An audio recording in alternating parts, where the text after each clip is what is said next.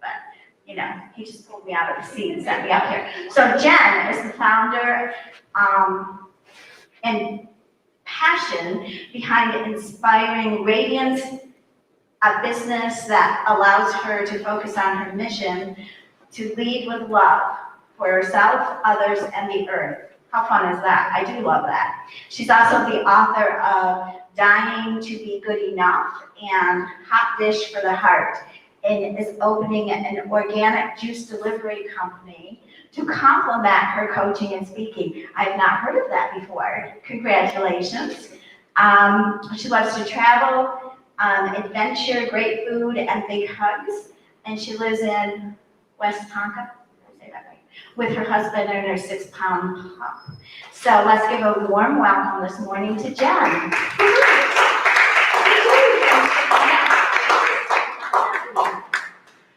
Thank you, Carol. Good morning, everyone. I think this was not my plan, but sometimes I am a firm believer that spirit, divine, God, love, universe, whatever word you choose to use, I'm a firm believer that sometimes we are spoken to and spoken through often. And when Carol was speaking, and I don't even remember, Carol, what it was that sparked this for me, but I just thought, wouldn't it be nice to come together and take a breath together? I don't know about you, but this is the first time that I have had the opportunity to stand in front of a crowd since last January, when I stood in front of this group January 4th. And I remember speaking. I was so excited. Maybe it wasn't the 4th, it doesn't matter. Early in January, first or second week. And I remember speaking so excited about the year of 2020 and how 2020 is perfect vision. And we're all so excited about this great, beautiful year of 2020. And we're not going to go down the road of 2020 because we've all had a year. We've all had 18 months. So instead, I thought it would be nice to start our time together with a brief coming together, compassion, a little bit of breath, with a little metta meditation. So if you wouldn't mind joining me, and if it's comfortable for you, you might soften your feet, relax your shoulders and your hands. You might shake them out for just a moment and let them fall loosely in your lap. If you feel that you need to receive a little bit more today, you can place your palms up as a sign of receiving. If you feel like you need a little more grounding, you might place your palms down as a sign to ground. And then as you're ready, if you're comfortable, you can gently close your eyes. And I'm just going to invite you to go inward toward the breath. And together we'll take a nice deep inhale. And hold that inhale for just a moment. You might feel that energy swirl within your body as you hold that breath. And then together we'll exhale.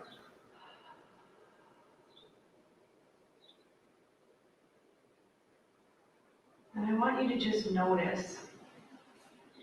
Notice how it feels to be in this space together, community. In yoga, we call it Sangat. Community with others, community in a place like Lake Harriet, spiritual community where the purpose is to come together. Understanding and recognizing that we are divine beings. The theme of the month is everyday sacredness. You are sacred.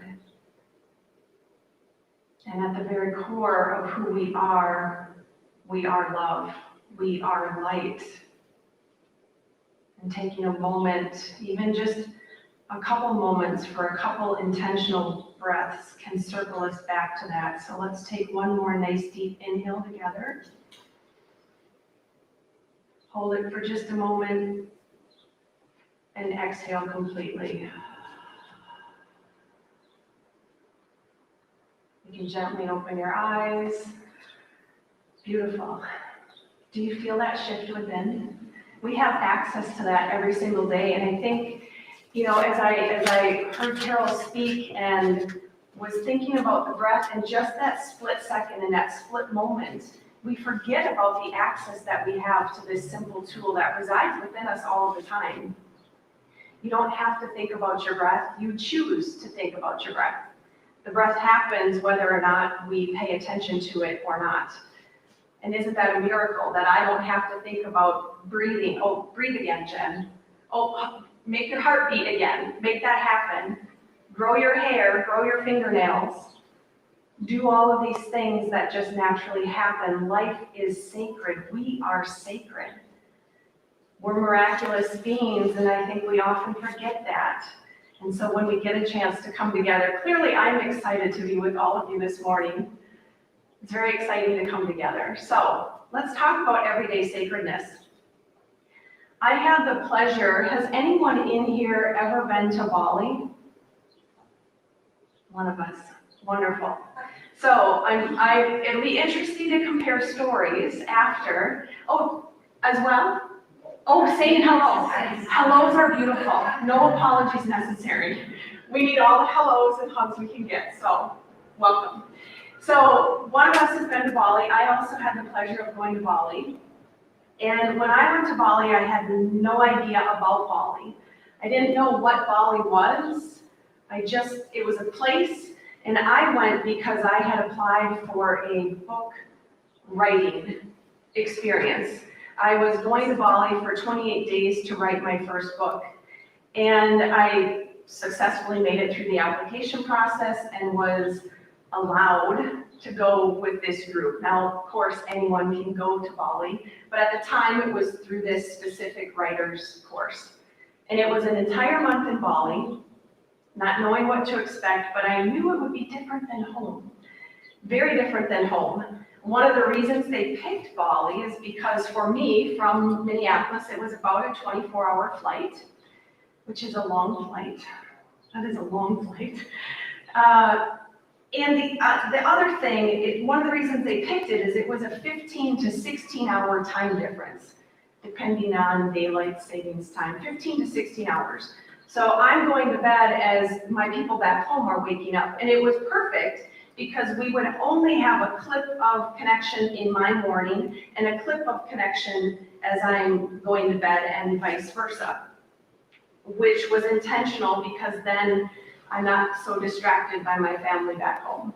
I'm not so distracted by my life back home. I'm there to immerse in Bali and the experience that Bali had to offer. Now, when I arrived in Bali, I wasn't sure what to expect. Like I said, I really had no idea. I knew it would be different, but I didn't know what that meant. And when I got through customs and I came out the other side, there was a gentleman, a beautiful Balinese man, holding a sign up for Miss Jennifer Grant. Miss Jennifer Grant, you here. Jennifer Grant, you come here, he was saying to me. And so I followed him and we got in this tiny little van that I had no idea could go as fast as it went. But it went very fast, and the way that it weaves through the streets, it was crazy and chaotic. And there are, they have stop signs, but has anyone ever told you that a stop sign with the white around the outside is optional? Have you ever heard that as a joke? Well, I grew up hearing that. My uncle thought that it would be funny to make sure that I thought that as a kid. In Bali, they really are optional. You just kind of take a peek and go. And it's very much, there really is no right or wrong side of the traffic. There is no going too fast or too slow. You just weave in and out, and it's a little chaotic, and it scared the death out of me. But I made it to my little street, and that's when he told me, well, I can't bring you down to your retreat center because the road is too narrow. You get out here, and if you walk that way, you'll run into your retreat center. Okay, so I am out. I have my suitcases equipped for 28 days in Bali, which is not just one little carry-on suitcase. I have all of my things, figuring out how to maneuver, and I start my walk down the street, and of course I find my spot, and the retreat center is tucked in. How they fit these places in these tiny, small spaces is incredible to me. And immediately upon arrival, I was stunned. and taken back by the intention and by the beauty and the creation of what the Balinese people did and how they welcomed people and how they showed up. And it didn't take very long for me to learn and realize, in fact, I had conversations with the locals. Whenever I travel, I love to travel. It's one of my favorite things in the land, one of the things I've missed the most. But whenever I travel, I always want to understand the culture. I want to immerse myself. I don't want to just be a tourist. I want to get in. I want to, where do the locals go? Because that's what matters.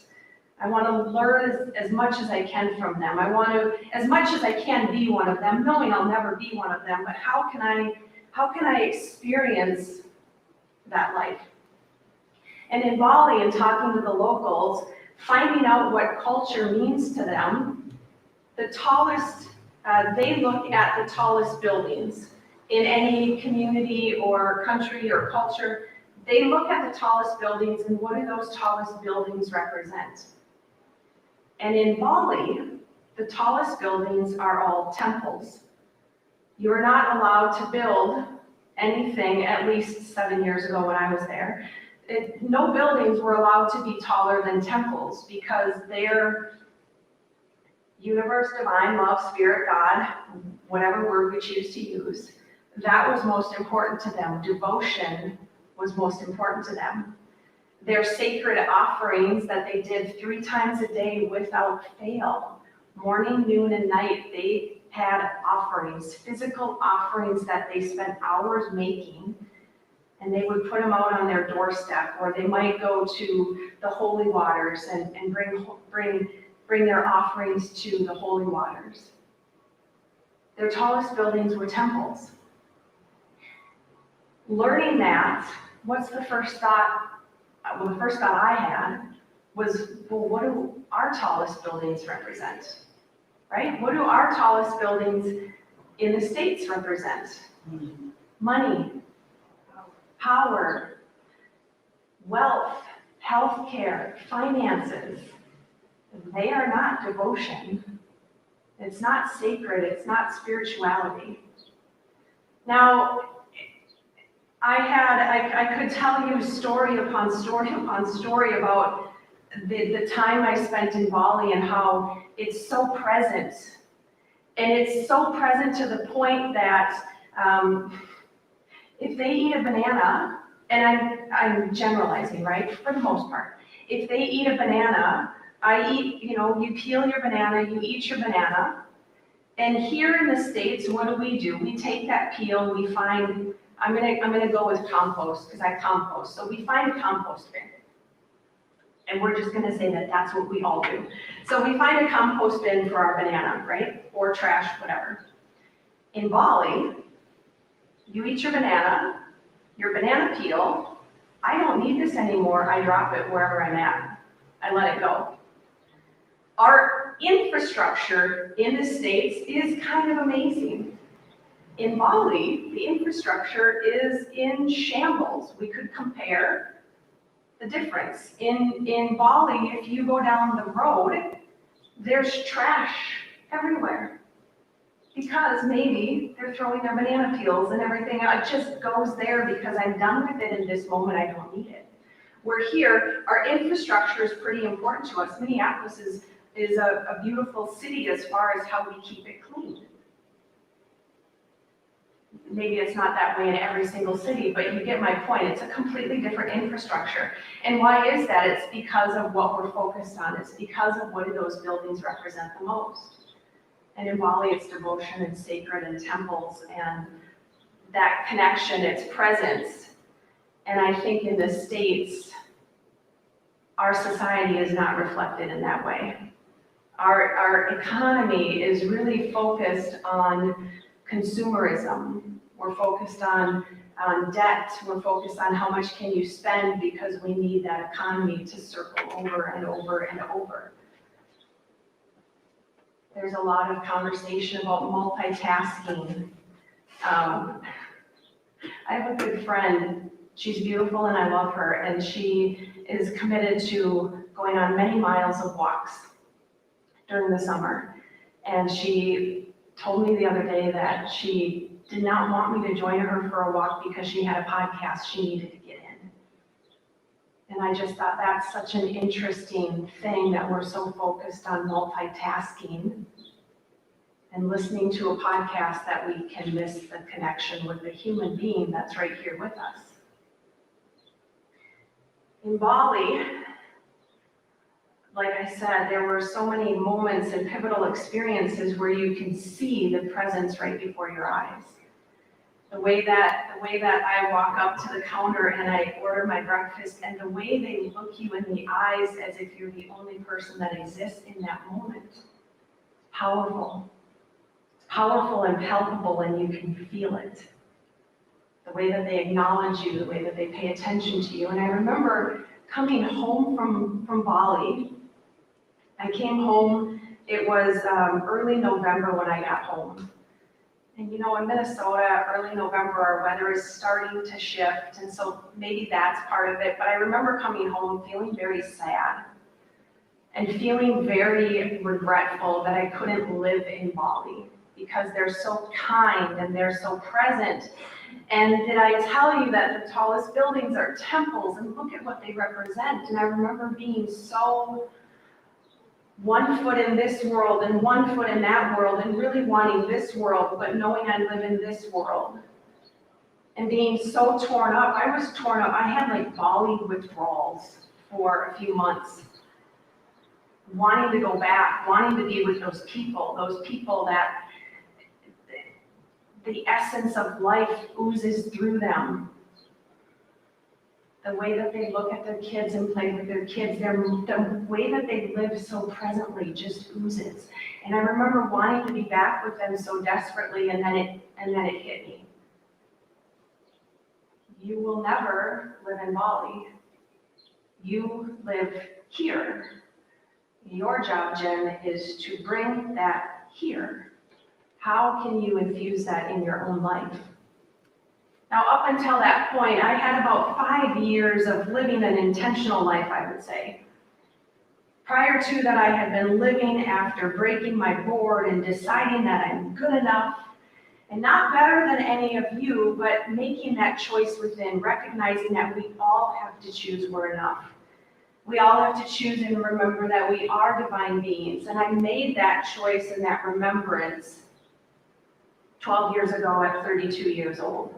So I had been living that way for about 5 years, a little bit of intention, choosing how I want to show up, paying attention to my mindset, recognizing my life as a choice. I get to decide. I get to decide how I'm going to show up. I get to decide how I'm going to respond. And then, you know, once you start learning, and if you're in this space, I know you are a learner, I know you're a spiritual seeker, I know you're someone who's what I would say is on the path. And once you're on that path, you never leave the path. The path maybe it goes in different directions. It might turn a way that you didn't expect, but you're never really off that path once you're a seeker. So when I went to Bali, it was just a pivot, right? It was just a turn in my path, and it was another layer of learning and another recognition of maybe I'm never going to live in Bali, but how can I live more fully? How can I live more Balinese like here? And that was 7 years ago. And I've done a pretty good job. But guess what? I still live in the States. I'm still a human. I'm still surrounded by the majority of the people that choose to not live that way. And that's okay. It's a practice every day to show up with that intention. And as we fast forward through those last 7 years, we can see the things that have been amazing. And then there are stories and moments that help shape us even deeper. And we can take this everyday sacredness even deeper. My mom passed away 40 days ago. That is very heavy, as you can imagine, for me to say to you. My mom's passing, and so, quick backstory. Gary reached out to me to come to speak in June. And initially I had said yes. And then it ended up at the hospital with my mom for a couple weeks, and then she passed, and I reached out to Gary, bless his heart, and said, I'm not there yet. I have to take care of me before I can come and pour into other people's cups. Can we push it off? And he said, how about July 11th? And I said, I like that date, let's do that. And then Gary came back, and Gary doesn't know this, he does now. Gary came back and said, the theme is everyday sacredness. And when I read that theme, sitting at my computer, tears poured down my face. Because the 2 weeks prior to my mom passing and then her passing, so 40 days ago was when she passed, then 2 weeks prior to that, I spent every day with her in the hospital, having the most incredible, sacred, deep, meaningful conversations that you can have with another human being. My mom passed at 72 years old. Young, too young to pass. And yet the life that she lived in those 72 years could rival most of us. She lived so fully and so completely and not very healthy, which is what led to that. Those conversations that we were able to have and the healing that happened for her and I during those 2 weeks was profound. And then in the last 40 days, so in Kundalini Yoga, we talk a lot about 40 days. We talk a lot about, people will say, well, it takes 3 weeks to create a habit. Maybe it's a month to create a habit. There's a lot of numbers out there. In Kundalini Yoga, we talk about 40 days is that break point. And there's a lot of references to 40 days depending on what spiritual text you look at. But we talk about 40 days, how 40 days, if you really want to change your life, do the thing for 40 days, even if it's a little bit. You want to change your life, stop and breathe intentionally for a minute every day for 40 days. You want to change your life and someone else's life, stop and pray. Pray for them for 40 days. Pray for your enemies for 40 days. Either they will change or you will change. Marianne Williamson talks about that. The practice of prayer is powerful, and it's this 40-day practice. So for the last 40 days, coming off of my mom's passing, I knew this was another cornerstone in my journey. And there have been others, but that's a pretty significant one.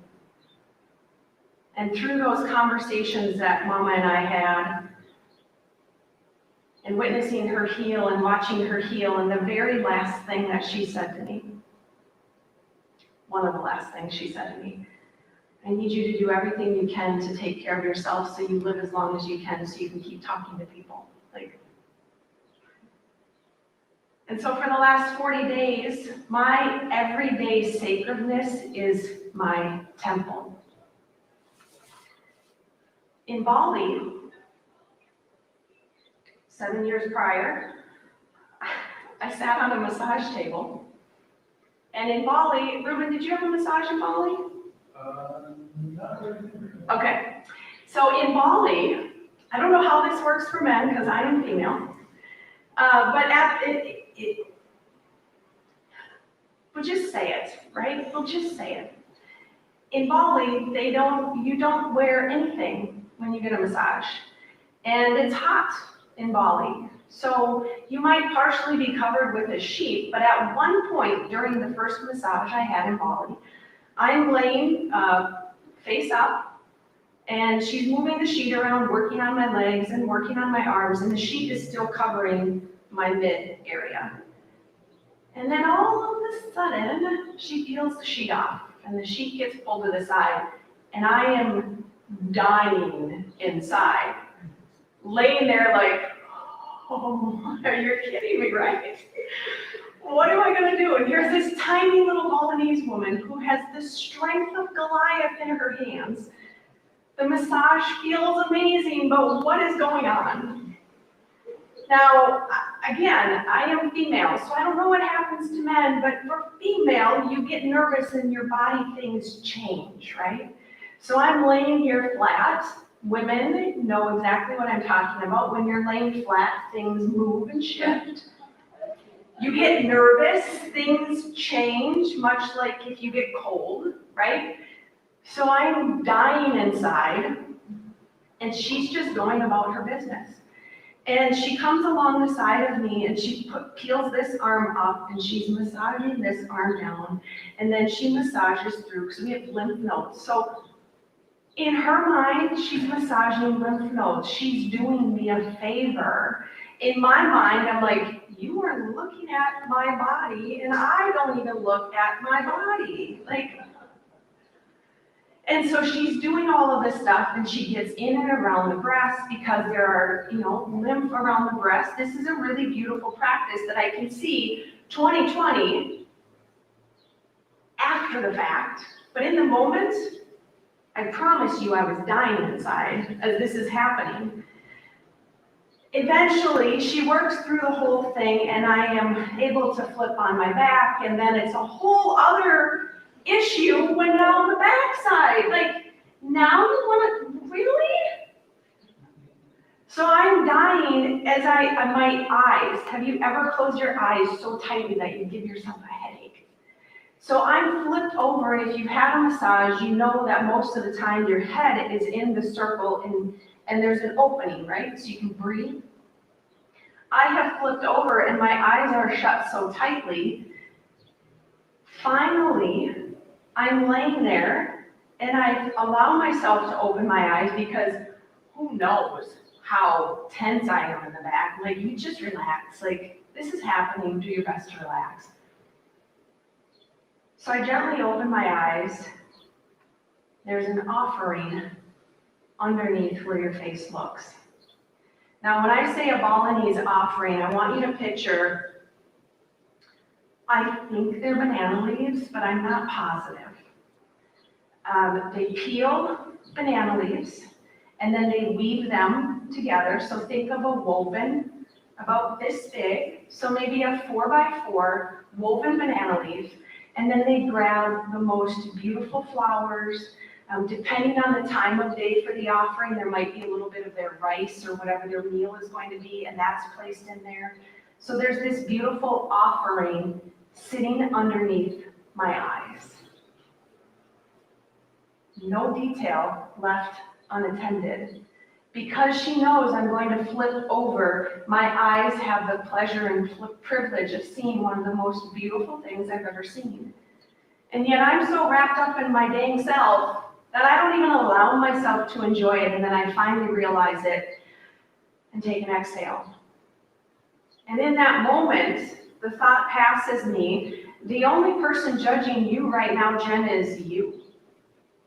She doesn't care. This is a body. And in that moment, and the moments to come, because in Bali, massages are $14, so there were many massages in Bali, and in the massages to come, it was a practice of self-love. So not only did I leave Bali feeling a little more devotion and tenderness and sacredness, but I also left Bali feeling a lot more compassion and grace and self-love.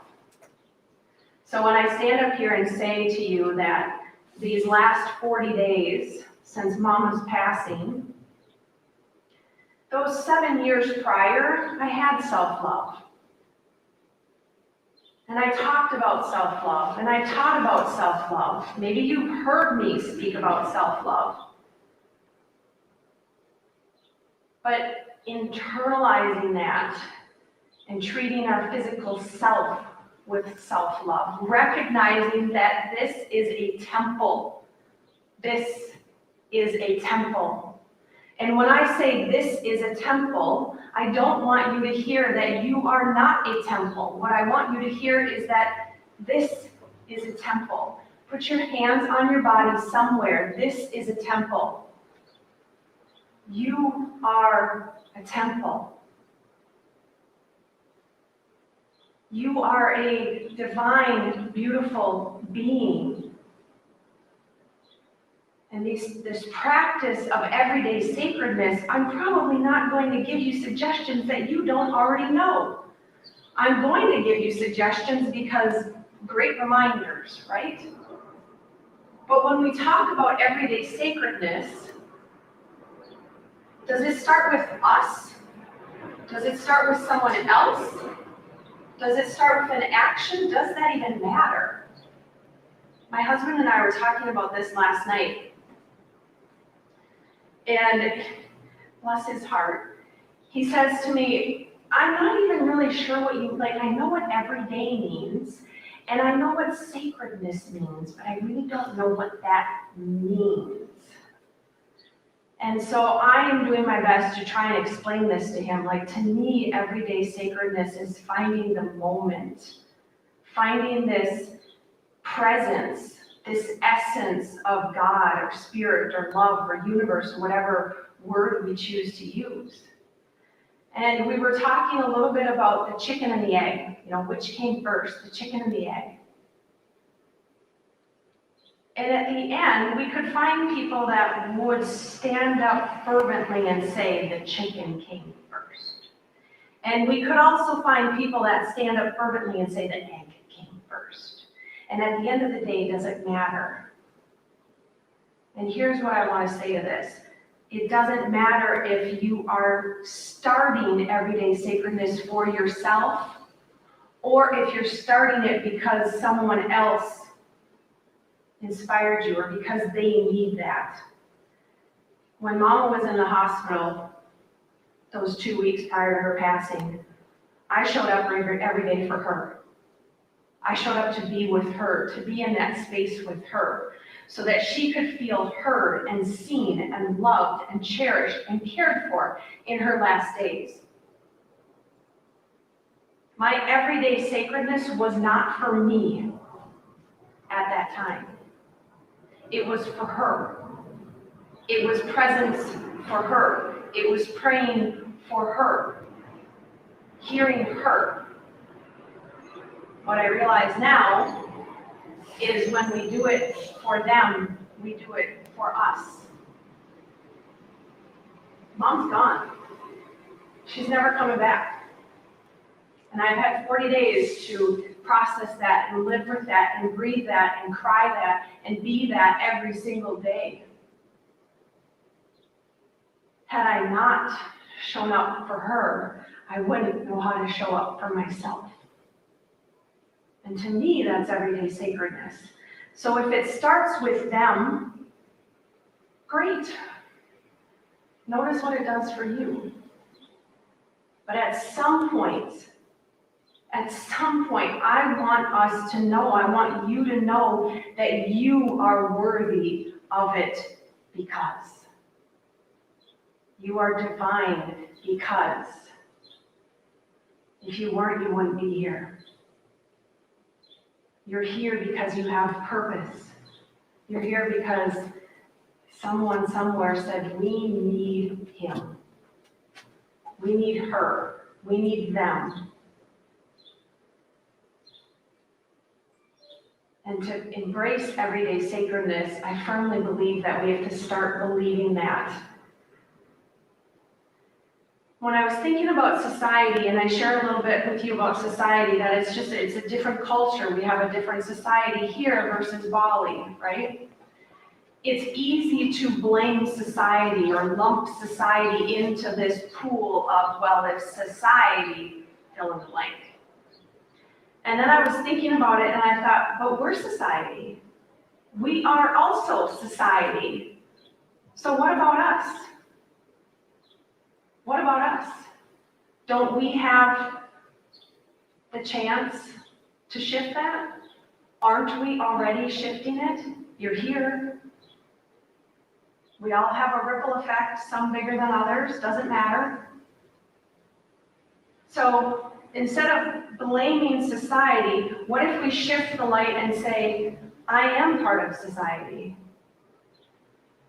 If I choose to live my life from a place of everyday sacredness, and I choose to show up from this place of presence, that's the essence of it to me, is presence. When we choose to live from a place of everyday sacredness, The definition of sacred, there's a long drawn out definition that I was reading and I was like, I'm really not sure I understand that.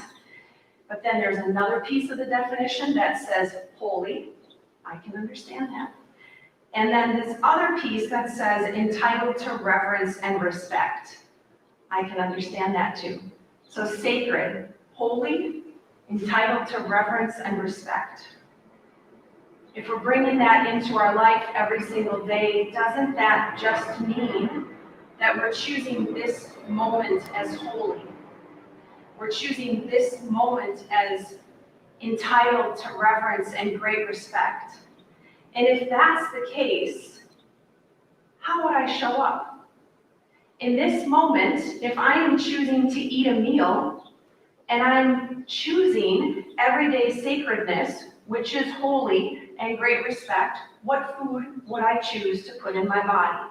With that lens, what choose am I putting in my body? If it's holy and reverence and great respect, might be different food. If this moment I'm in conversation with someone else, if I'm going to bring holiness and great reverence and respect into that moment, in that conversation, what does that look like? That probably looks like us really engaging it with each other. It looks like us being fully present with each other. It doesn't look like us both having our phones and being only in our phones, or sitting on the couch with our meal and watching TV, which my husband and I do all the time. And in that moment, I recognize I am not choosing everyday sacredness. Can television be sacred? I think so. If it's the only thing you're doing and you're engaged and you're deliberately choosing what you're taking in, I think it can be sacred.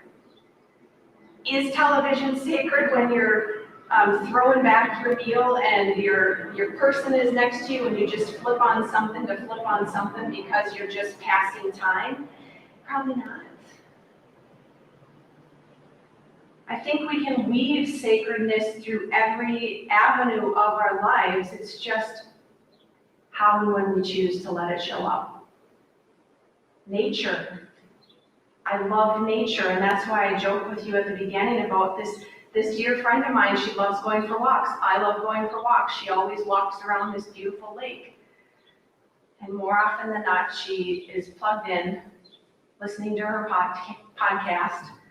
And at the end of her walk, it isn't about the walk or the trees or the marsh or I love little scooters. For regular folk, those are baby ducks, little scooters. I love seeing little scooters on my walks. But for my friend, it's not about any of that. It's about, did I get my steps in? And did I finish listening to that podcast? Is that a sacred walk? Probably not. Does it always have to be sacred? Probably not. But can we choose to bring some more sacredness in? And not only can we choose it, but what does it give us if we choose to bring it in? For me, when we choose to bring it in, again, whether it's for that other person or for ourselves first, I don't think we can measure the gifts that it gives us. That time with my mom prior to her passing was the best 2 weeks of my life. That's time that will give to me again and again and again. The stories, the love, the connection. The first time that I felt unconditional love ever. Reciprocal, like a cyclical cycle of unconditional love. But if I wasn't treating it as sacred time with her, would I have gotten all of that from it? Probably not. There's a couple fun quotes I want to share with you. See, all of these notes and none of it matters because we just share what needs to be shared, right? Thich Nhat Hanh, I love Thich Nhat Hanh's quotes. I was seeking quotes and wanted to find a couple words because I can share with you for 35, 40 minutes, but some of these quotes are like, here's 8 words, mic drop. Like, I have nothing else to say. Like, here's how it's amazing. So Thich Nhat Hanh says, walk as if you are kissing the earth with your feet. Walk as if you are kissing the earth with your feet. Can you imagine if all of us walked so intentionally as if we're kissing the earth with our feet? So beautiful. Okay, a couple more for you because they're some of my favorite. This gentleman is Brother David, and he's from a New York monastery. When we think of everyday sacredness, to me it includes, or can include, prayer, meditation. It might include nature. It might include how you wake up in the morning. We can talk about those in a second, but he's talking about prayer. And he says, prayer is waking up to the presence of God no matter where I am or what I'm doing. And of course, we can replace God with Spirit, love, universe, divine. Prayer is waking up to that presence no matter where I am or what I'm doing. And I feel like that encapsulates everyday sacredness too. Because we can bring that prayer, we can bring meditation in all of those spaces, whether we sit and intentionally breathe, or we're washing dishes, or I'm juicing. Now I get to juice. I'm starting to juice for people. And it's my intention that if there's music playing, it will be the most beautiful, high-level music ever, because that's energy, right? All of this is an exchange of energy, and we could simply put everyday sacredness is down to energy. What kind of energy do you want to infuse? Because every moment can be a prayer. You being in this space is a prayer. It's a connection, that energetic, us showing up. One more from Thich Nhat Hanh. There is no enlightenment outside of daily life. I thought that I needed Bali to be enlightened. I thought I needed to be in that space around those people, around that intentionality in order to live a more enlightened life. But really, it's about learning how to live with that in a place that feels very far removed from it. I'm going to read you one short thing and then we'll wrap up. Anyone ever heard of Barbara Brown Taylor? She's an author. If you're not familiar with her, you might check her out. She is, I don't remember if she says this about herself or if I have paraphrased this and this is how I describe her. It could be one or the other, which is probably something I should figure out. But she is someone who used to be a pastor and is kind of a reformed pastor and now sees religion from a different beautiful lens. And I feel like her work would fit in very well in a place like this. So this book that I'm sharing with you from is called An Altar in the World. And it's a variety of different ways that we can bring an altar to our everyday life, which feels very fitting for today. So she is talking about, maybe you've heard about the burning bush with Moses in the Bible. She says, I've never been presented with a burning bush, but I did see a garden turn golden once. I must have been 16, earning summer spending money by keeping a neighbor's cats while she was away. The first time I let myself into the house, the fleas leapt on my legs like airborne piranha, brushing them off as I opened cat food and cleaned litter pans. I finally fled through the back door with a bag of trash my employer had left for me to carry to the cans out back. I could hear the fleas inside flinging themselves against the plastic. It sounded as if light rain were falling inside of the bag. I could not wait to be shut of it, which was why I was in a hurry. On my way to the cans, I passed a small garden area off to the left that was not visible from the house. Glancing at it, I got the whole dose of loveliness at once. The high arch of trees above, the mossy flagstones beneath, the cement bird bath, the cushiony bushes, the white wrought iron chair, all lit by stacked planes of sunlight that turned the whole scene golden. It was like a door to another world. I had to go through it. I knew that if I did, then I would become golden too. But first I had to ditch the bag. The fleas popped against the plastic as I hurried to the big aluminum garbage cans near the garage. Stuffing the bag into one of them, I turned back toward the garden, fervent to explore what I had only glimpsed in passing. When I got there, the light had changed. All that was left was a little overgrown sitting spot that no one had sat in for years. The smell of cat litter drifted from the direction of the garbage cans. The garden was no longer on fire. I think it pisses God off if you walk by the color purple in a field somewhere and don't notice it, says Shug Avery, one of the wise women in Alice Walker's book, The Color Purple. I noticed the color gold, but I didn't turn aside. I had a bag full of fleas to attend to. While I made that my first priority, the fire moved on in search of someone who'd stop what she was doing, take off her shoes, and say, "Here am I." And that's what I want to invite you today. Simply put, everyday sacredness is, are you willing to stop what you're doing, take off your shoes, pause for a moment, and say, "Here am I"? If we choose to open our hands and just say, "Here am I," we live in this present moment and we can bring in that everyday sacredness, whether it's waking up, preparing a meal, having a conversation, taking a drive, going to work, going to bed, throughout your day. Here am I. Here am I. Thank you for being in this space with me today and allowing me to share various stories with you.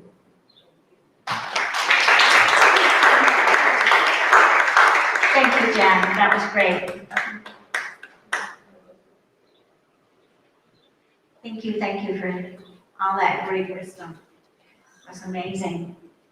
So this is a time for our offering, and Lake Harriet counts on everyone's donations. So plus, we get to energize some of that green stuff. So we have two gentlemen here who are going to help us with our offering this morning.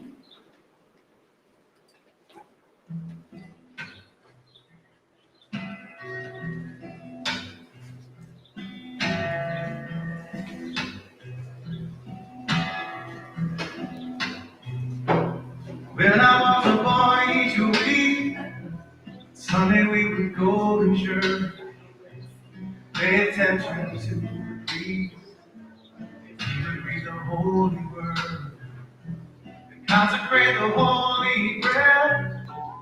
Everyone would kneel and bow, take their own differences.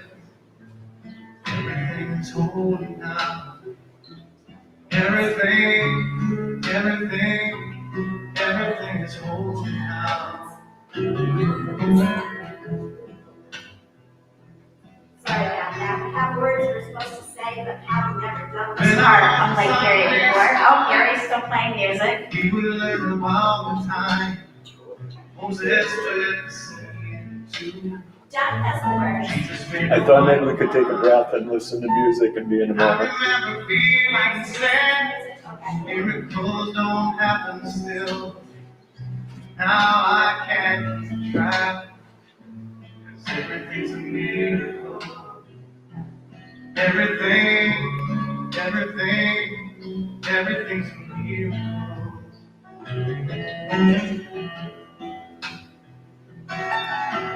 Wine from water is not so small. But magic trick, everything is here at all. So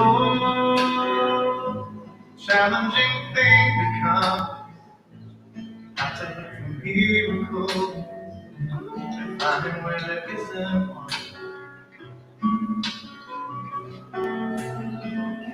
Holy water was rare and best, living with my fingertips. Now I have to hold my breath, like I'm swimming in a sea of it. It used to be a world half there, heaven turning right down me down. But I want to be the river there, 'cause everything is holy now.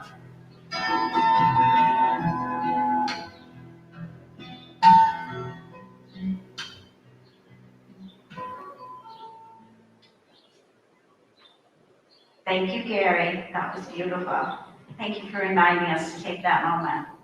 We were worried about words down here, so you brought us right back in. So here we go. We put our hands up. And God's perfect love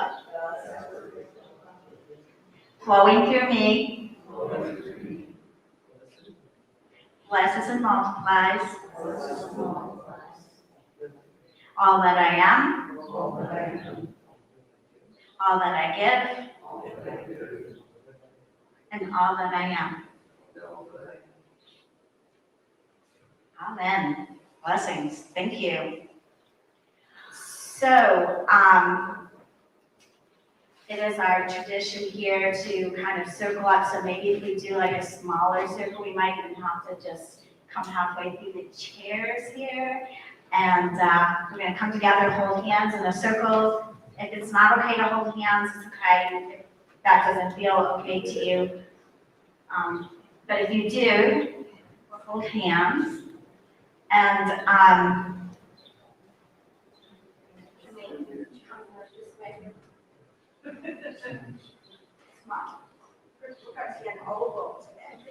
that works. It all works. It all works. So I want to thank everybody for coming today. As we come together, we bring our light, we bring our love, we bring it into community. And as we, hear Jen's beautiful words today, and we take those out and we begin to live that even more, that opens our hearts, it opens more love in our lives, and we take that out into your family, to your friends, to your community, and it just grows that light bigger and bigger. So I'm gonna quiet here, and Jen's gonna finish it up. Thank you. Dear divine God, love, spirit, universe, you know the beautiful people standing in this space together. It is said that those who gather, we can create miracles. And I just pray, hope, send intention, love, mindfulness, wishes, all of the things that we take with us. Here am I. We take with us this divine temple that we are. We take with us that life is sacred in this moment, and this moment, and this moment. And that we are inspired and reminded to keep showing up to the moments, because every day is sacred. Every day is a miracle, and we have this life to show it. And I forgot how we ended.